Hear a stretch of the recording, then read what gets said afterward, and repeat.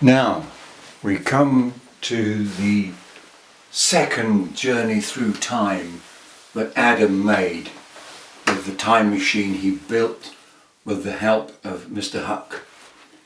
And Adam is making journeys through time each lunchtime over a period of about 3 days. And when Adam is away in time, like in the cave away 22,000 years, you wouldn't notice anything because you can't see him come and go. You'd think, oh, Adam has just stepped out of the class to get something and he's back in a couple of seconds. He might have been, several thousand years in the future or in the past. You're not going to notice. And Adam was sitting towards the end of the day thinking, where shall I go for my second journey? And let's not forget that Adam liked painting, liked making films with his phone and taking photographs with his phone. And with photographs especially, he liked to use the editing suite. And with the films, he used some sort of in-camera editing suite. And he used these editing suites like a paint box. Great fun, you should try it sometime.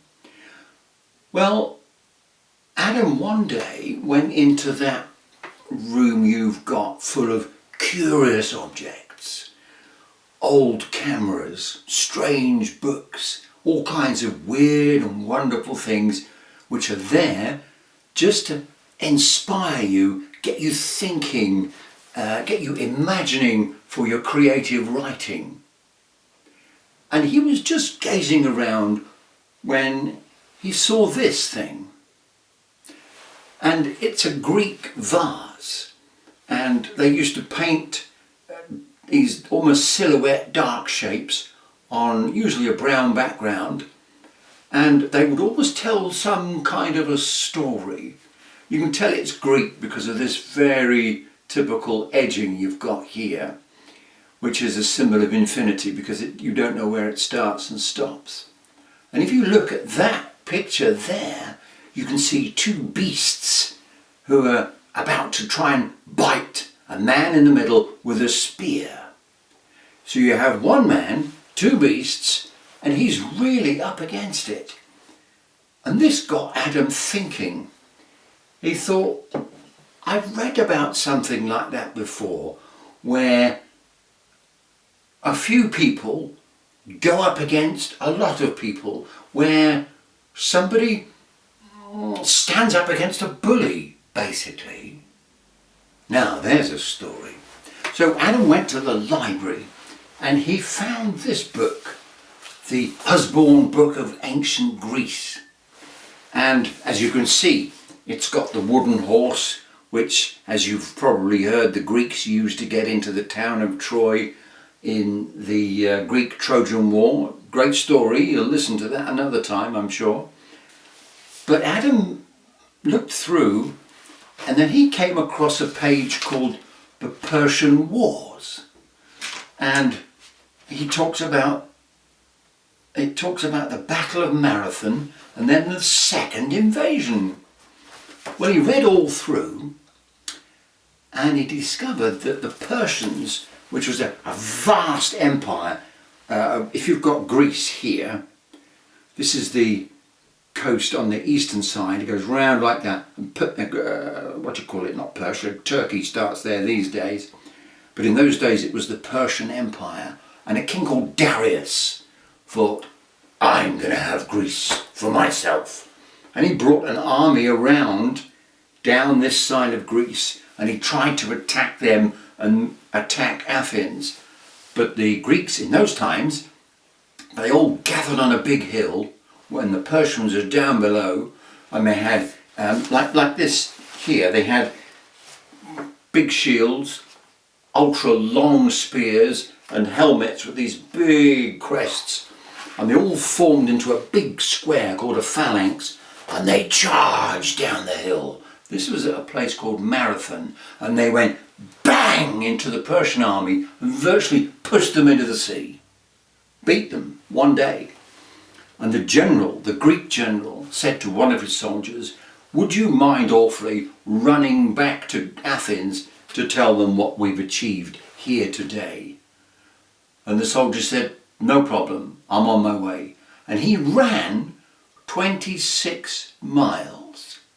And you might have already guessed, that's where we get the distance and the name for the race called the marathon. That's how it began. Well, Adam read on, and there's this thing called the second invasion.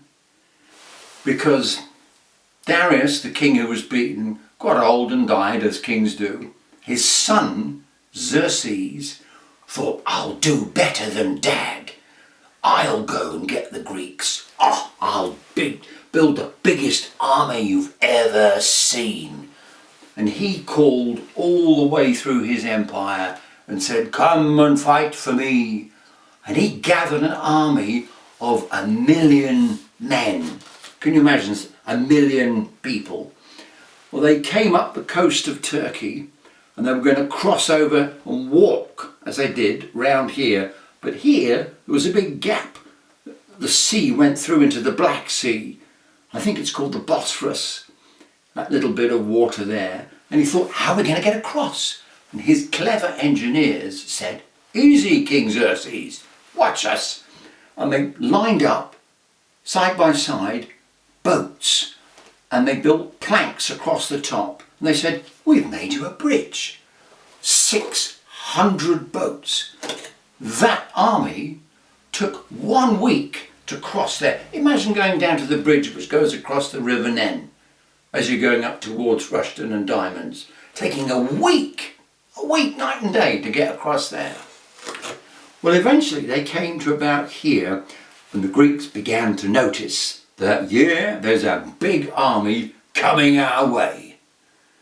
So Greece was made up of little, what they call city-states then. It wasn't a united country. And they began arguing who's going to provide the army. Oh, when are we going to go? Maybe next week. And down here was a kingdom called Sparta, with a king called Leonidas. And he said, we're going to go now. We're going to sort them out. But his own government, oh no, you can't possibly go, King Leonidas. Oh, it's a sort of festival we're having and no one can do any fighting in the festival, you know that. So King Leonidas thought, I'd like to take an army of 20,000 men and sort these Persians out, but my government say I can't. So I'll go with just my personal bodyguard.